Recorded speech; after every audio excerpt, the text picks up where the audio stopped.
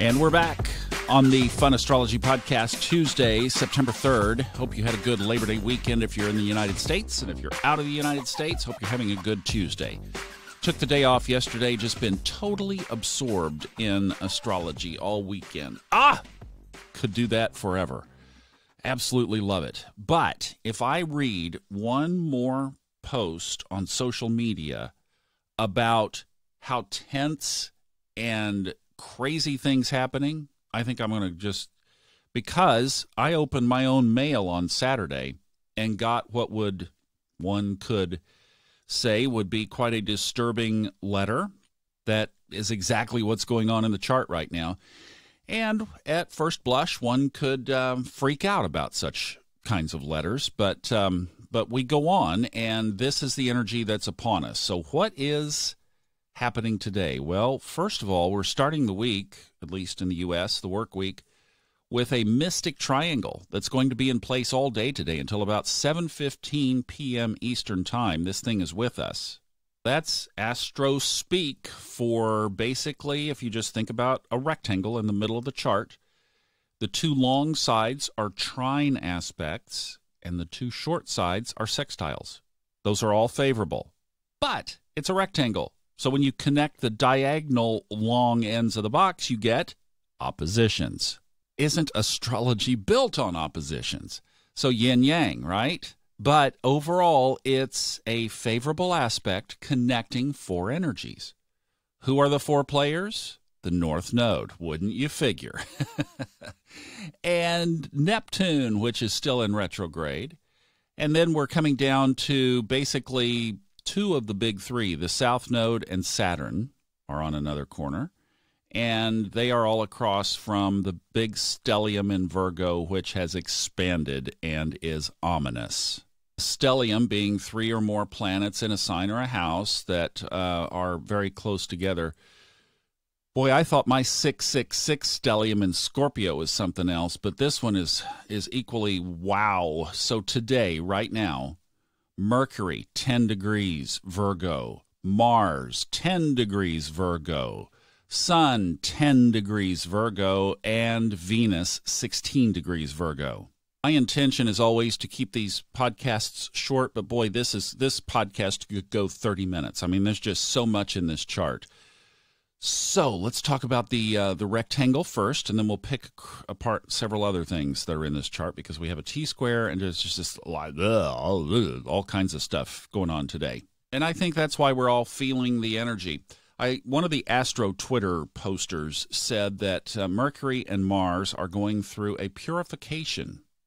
And it's like, yeah, I see that. Exactly. That's the big trine sitting there with the big three, basically, Pluto, Saturn, and the South Node. Now, affecting this energy that we're feeling, Saturn is going to go direct in 14 days. Being a Titanic versus a sports car, I'm thinking of Mercury as the sports car, or a BMX bike, all over the place. And Saturn being a great big pickup truck or the Titanic or something, just big and slow and moves deliberately, that Saturn is already gearing up. I think that's what's, Mercury darts around and it's like it's quick and, okay, now we're direct again. Saturn is like, I'm coming at you. So I've been doing consults, and I'm offering a Virgo special right now. If you would like a soul blueprint reading where we go in and take a look at the North and South nodes, that's on special at funastrology.com. But part of that package I'm sending everybody is a look, first of all, at January 10th, 2020, and then pulling a chapter of my own life of what happened between my first divorce, second divorce, wake-up call, holy crap, I have to change things in my life. What's going on here that isn't working? Spent a year basically in seclusion, just picking my life apart. What happened during that year, exactly where Saturn was, it moved between Venus and the North Node. And then it crossed over all of my personal planets. So when we say personal planets, Sun, all the fast movers, Sun, Mercury, Mars, Venus, exactly what's in Virgo right now, and what happened through that. And so not to fear, I'll show you in there what Saturn sitting right on top of my sun produced in my life. It's amazing. Oh, so I created a special video on that. But that's all at funastrology.com if you're interested in a consult. Now, like I said, this could go on for a long, long, long time. I wish, gosh, I might have to do a special episode later today.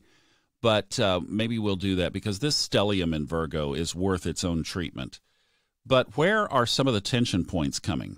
Well, one of them, I think, Saturn getting ready to go direct. And then Pluto goes direct on October 3rd. So I think those winds are already blowing. Keep in mind, the transformational energy that is with Saturn and Pluto in Capricorn. I've been hammering this on some social media posts and everything. The last time that these guys were together was 1517. The Protestant Reformation began. The time before that, 1284, the Dark Ages began a few years later, but that was the transformational shift.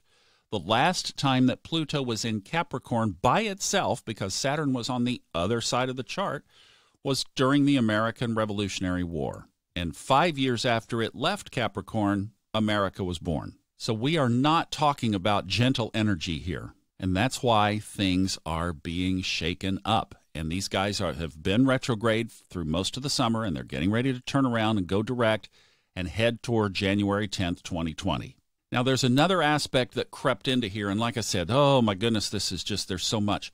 But there's now a square between Jupiter and the personal planets. So that means, guys, I hate to say this, but the expansion energy of Jupiter is on hold for about 2 weeks. Actually, almost 3, because it goes through the last of the tension will release on September 22nd. That's when Mars finally lets go.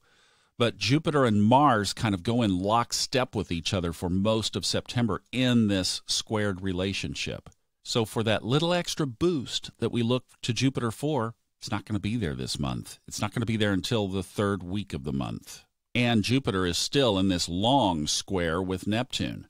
And Uranus is in retrograde. It's still at 6 degrees Taurus, but it is going backward. And for today, it's in an opposition with the moon. So yeah, don't check your mail. Turn off your email. What do we do?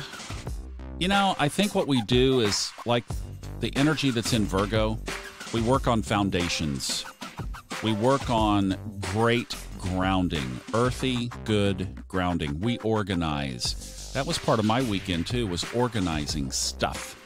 So we work on foundational issues rather than expansion issues for the next couple of weeks. Lay some good bases. Any unfinished projects? Loose ends you need to tie up? How's the garage look? Is it a mess? Clean it up. What about those closets? Paperwork? And if you're working on a business, you're like, I can't slow down right now. There's always something about any project that you're working on that could use a base. Work on the base. Keep the journal handy. Stuff is popping. Capture those thoughts. Go inside. Do your meditation work now more than ever. See you tomorrow.